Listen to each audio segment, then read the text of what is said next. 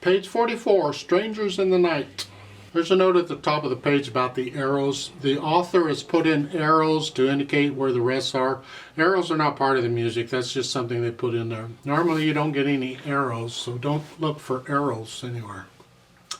Let's look this piece over.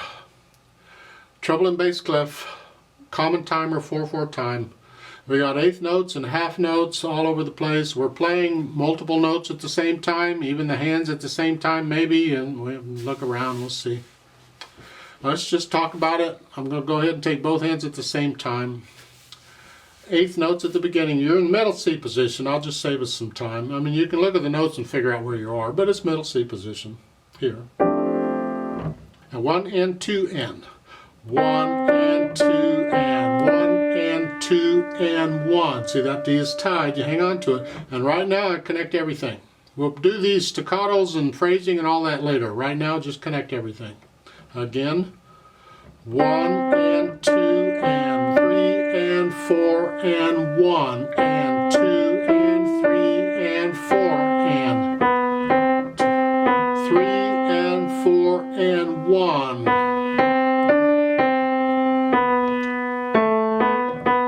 Now on these ties, some people it throws them. They don't get it. That's fine. Some of them take time. What I do sometimes when it's really tricky and I'm just not getting it is I'll temporarily take out the tie and just play all the notes. Like at the beginning here. 3 and 4 and 1 and 2. 3 and 4 and 1 and just so I can get the rhythm. And then when I get a feel of that, then I put the tie back in. I just hold the note down and start playing it again. 1 and 2 and 3 and 4 and 1 and 3 and 4 and 1. It's pretty common. It's very repetitious. And you have a D and an F. I really wish they wouldn't give you the names of the notes in the music because you really need to know these already. You don't need them to tell you. If you do need them to tell you, we got a problem. And that's tied, both of those notes are tied for, well, you got two whole notes. That's 8 counts, so you're going to hold it down for 8 counts. And then go on. This is very repetitious. Go down to the bottom. You see the second and third measure, an E and a G. That's tied. You're going to hold that down for 8 counts. Well, okay, don't get too bored, I guess. And then you go on. Let's go over to page 45 at the bottom, the last line. We're here. You got 1 and 2 and 3 and 4 and 1. And that C, that whole note C is tied. You're going to hold on to it, and then after 4 counts, you add this right hand to it while you hold it down. So the last line again is here. 1 and 2 and 3 and 4 and 1 and 1 and 2 and 3 and 4 and 1 and 2 and 3 and 4 and off. That's how that works. So the hands are somewhat independent, and we have to develop this ability to do different things in the hands at the same time. I really struggled with that when I was little and trying to get this. It just didn't want to work. I wanted to always use the same finger in each hand, and you can't in piano because it's always a different finger almost. And sometimes one hand is doing one thing and another hand is doing something else. However, if you'll just keep working at it, it does come in time. You just be patient, be nice to yourself, and keep working at it. It'll come. Now once you have the notes and the rhythms down, now we can go back and add the articulation. Now I'm going to flex the nice light short staccatos on these. That tenuto line, just hang on to that. You don't have to put any extra stress on it, now just hang on to it. And then you have a slur over the next one, so connect all that. A little lift up. Now connect it. Lift up. And then connect it. tied. So you got like staccato, connect, legato, staccato, legato. It's still very repetitious though. Look at the first line on page 45. It's legato or connected here. And then all it says staccato. Let's get into it. Start with the last measure on page 44. Here, it's here. And 4 and 1. And then connected.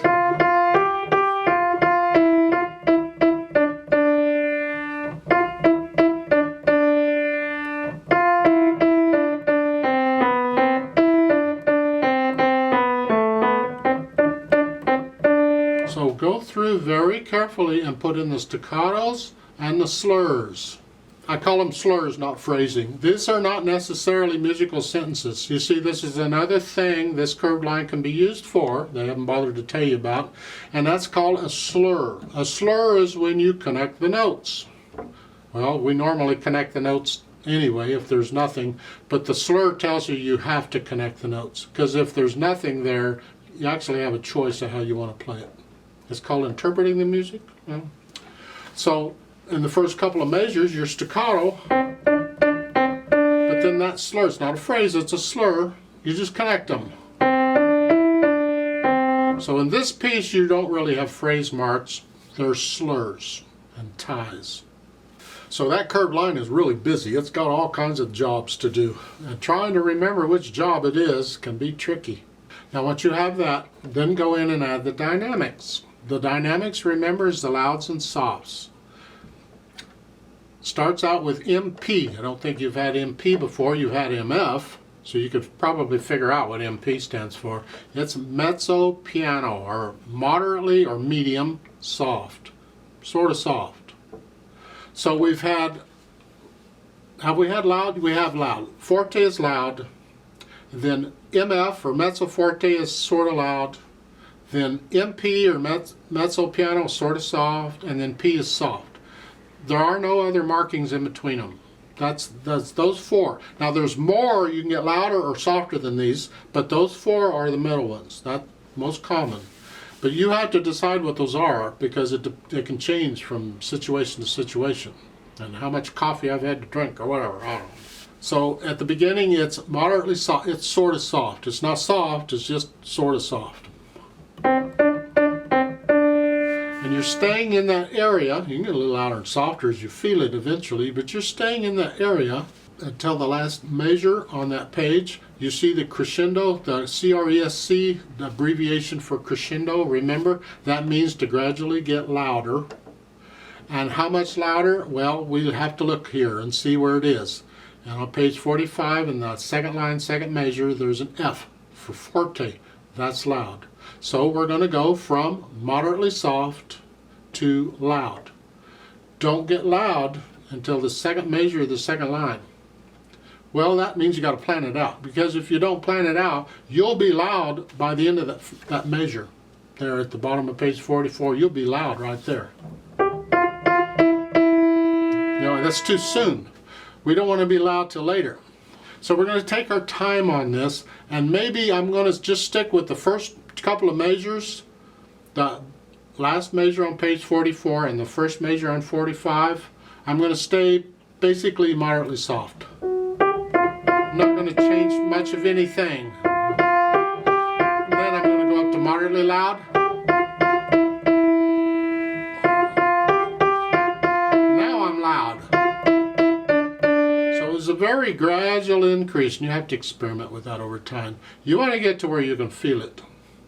Now what you can do, and what people sometimes will do, is rather than having just one solid crescendo from here to here, they'll have multiples. So they'll go here, and it's like shifting gears in a car or motorcycle, and then you come here, and each time they do that, it gets a little louder. You can do that too. It's kind of fun. It's part of interpreting the music. It's like moderately soft. And then come back down. I see I crescendoed right there. But now I'm going to come back down. And then again. back down. So each time I come back down and go back up. You can experiment with that too. You see, there are no absolutes here. It's all done by feel. It's on its situation, and you may play it differently every time you play it. That's fine. I do. I typically do. So you have to experiment with these crescendos and things like that. Now, second line on page 45, you're loud here in the second measure. In the third line, you come down to moderately soft, back to whatever you think that is. Whatever you were doing is moderately soft at the beginning. That's this, same thing.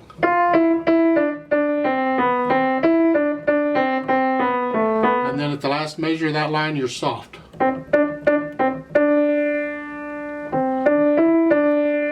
And at the last line, you come up a little bit to moderately soft.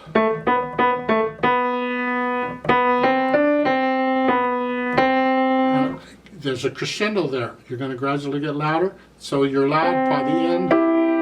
So you're moderately soft. A little louder. Now loud for that last here. I don't agree with that, but that's what they want, so okay.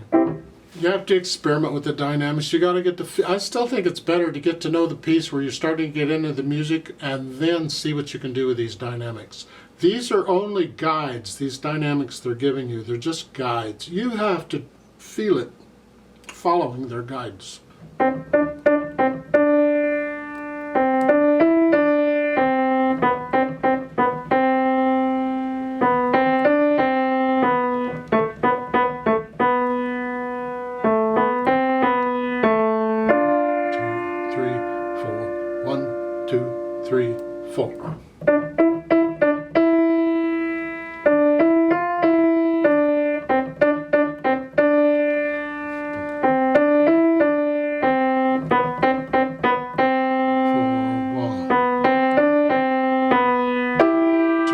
3, 4. Tie, 2, 3, 4.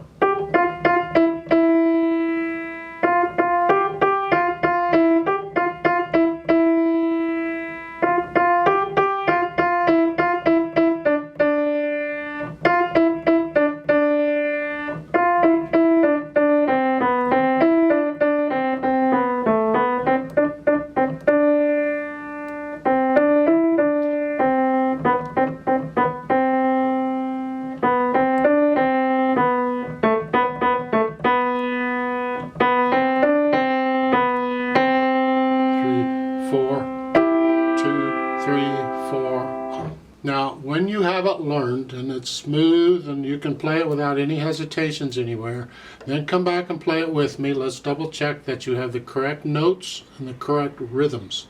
I'll do the staccatos and slurs. I won't do any dynamics. We don't do that. So I'll give us 4 counts. Let's play it together slowly. 1 and 2 and ready and go and 1. 4 and 1.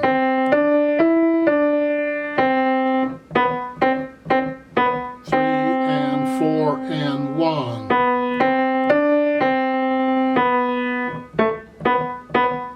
3 and 4 and 1.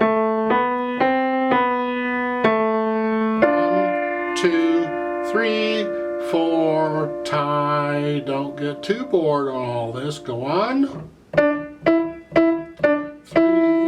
4 and 1. 3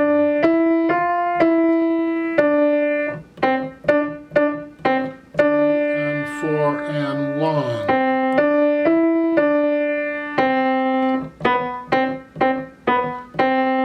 4 and 1. 2, 3, 4.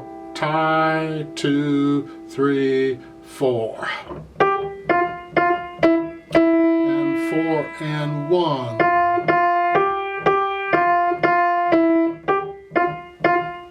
3 and 4 and 1.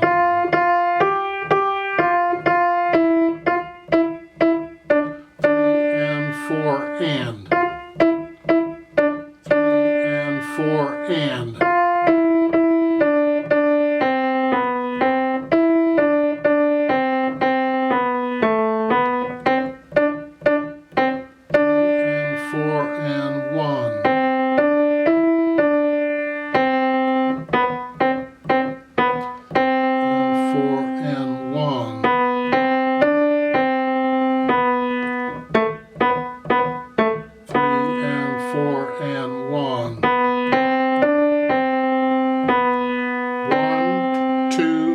3, 4, 2, 3, 4, off.